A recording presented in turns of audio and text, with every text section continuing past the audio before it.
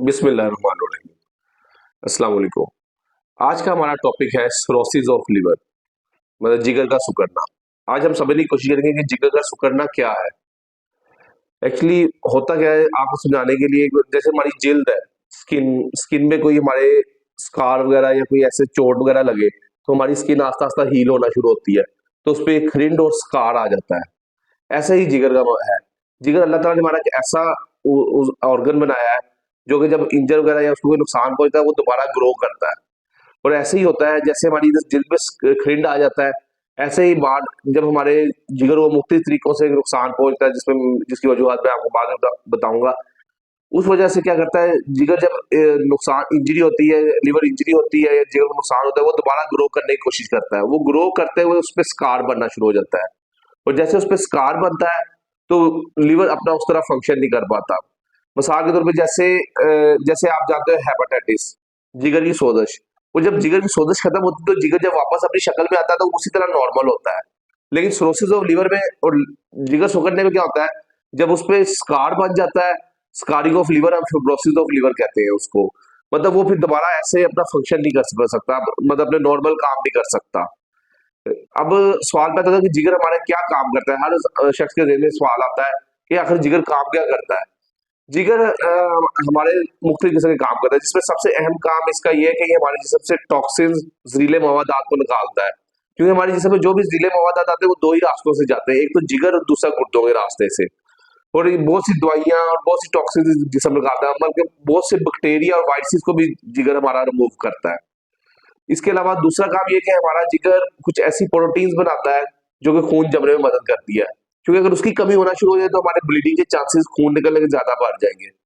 फिर हमारा जिगर कुछ ऐसी प्रोटीन भी, दूसरी प्रोटीन भी बनाता है जिसको अल्ब्यूमिन भी कहते हैं, जिसमें एक अहम अल्ब्यूमिन है।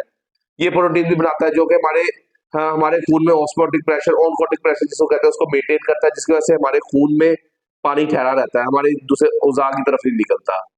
फिर इसके अलावा जिगर हमारा कुछ ग्लूकोज, जिसे हमारे जिसम में जैसे ग्लूकोज बढ़ता है उसको स्टोर करता है। और जैसे ही हमारी जब शुगर लो होती है, वो ग्लाइकोजन की फॉर्म में स्टोर होती है, वो फौरन हमें ग्लूकोज प्रोड्यूस करता है जिगर।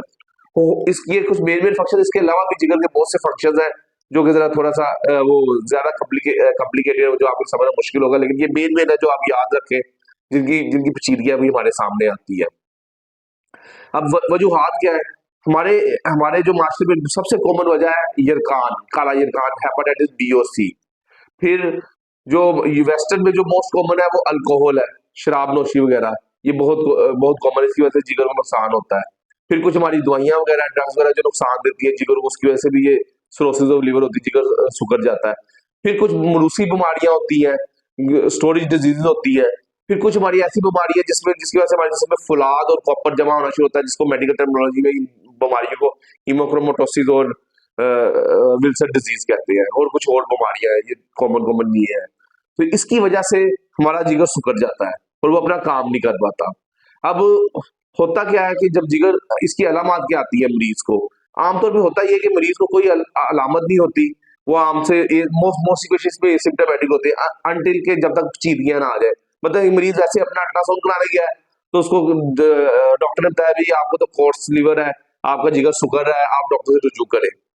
दूसरी तरफ इसकी कुछ लेट स्टेजेस में जाकर जब जिगर बिल्कुल काम करना छोड़ देता है, इसकी पेचीदगियां भी सामने आना शुरू होती है। उसमें अलामत मिसाल के तौर पर खून की उल्टी आ सकती है, आपको पखाने के थ्रू खून आ सकता है, काले पखाने आ सकते हैं, पेट में आपके पानी पड़ सकता है, मरीज को गलूदगी हो सकती है, ये आंखों का पीलापन वगैरह जिसे जॉन्डिस कहते हैं मेडिकल टर्मिनोलॉजी में, मतलब यरकान वगैरह जिसे आप पीला यरकान भी कह लेते हैं, उस सूरत में मरीज आना शुरू हो जाता है। इन पेचीदगियों की सूरत में मरीज भी अस्पतालों में आता है, जिसमें फिर आप वर्कअप करते हैं, अल्ट्रासाउंड वगैरह, दूसरी रिपोर्टें वगैरह करवाते हैं।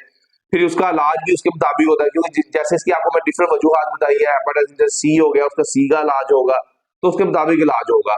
लेकिन ये इसमें ये एक बात है कि सिरोसिस ऑफ लिवर में लिवर दोबारा अपना फंक्शन नॉर्मल नहीं गेन कर पाता। ले तो इसका जो डेफिनेट डेफिनेट ट्रीटमेंट ट्रीटमेंट मौजूद है वो यही है कि हम लिवर ट्रांसप्लांट कर दें, जिसका रिजल्ट बहुत अच्छा है। लेकिन वो आपका फिजिशियन सर्जन वो आपको प्रॉपर टेस्ट करवाएगा, वो प्रॉपर एक वर्कअप करेगा, उस पर डिसाइड करेगा कि आप लिवर ट्रांसप्लांट मैचिंग होगी, वो एक प्रोसीजर है कहलाता वो होगा। तो मेरा ये सिरोसिस ऑफ जिगर शुगर का मतलब बताने का ये था कि ये एक ऐसी बीमारी है जो कि 90 से 70% मरीज, अराउंड अबाउट 80 to 90, मतलब 80 से 90% मरीज जो जिगर के कैंसर के होते हैं उनको पहले सिरोसिस होती है और 10% दूसरी वजूहत है। तो इसलिए मैं उम्मीद करता हूँ कि आपको बात समझ आई होगी। अगर इसमें से कोई पेचीदगी या कोई ऐसी अलामत आपको आती है, आपको थकन होती है, आपकी स्किन का कलर चेंज होता है, तो आप फौरन अपने डॉक्टर से रुजू करें ताकि वो आपका टाइम पे आपका इलाज और प्रॉपर तशखीस कर सके और आपको कैंसर जैसी भयानक बीमारी से भी बचाए। शुक्रिया।